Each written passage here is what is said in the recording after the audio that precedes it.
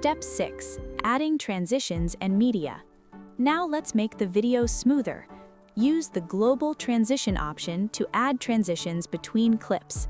You don't need too many. Simple transitions work best for presentations.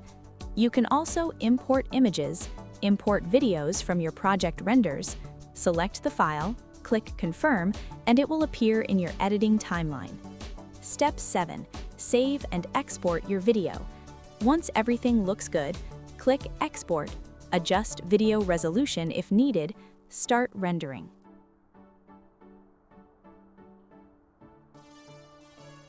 This final video is perfect for client presentations, portfolio, social media previews.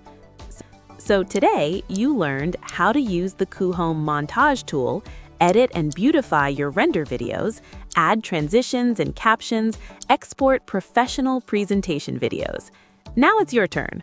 Open Coohom and try rendering your own video montage today.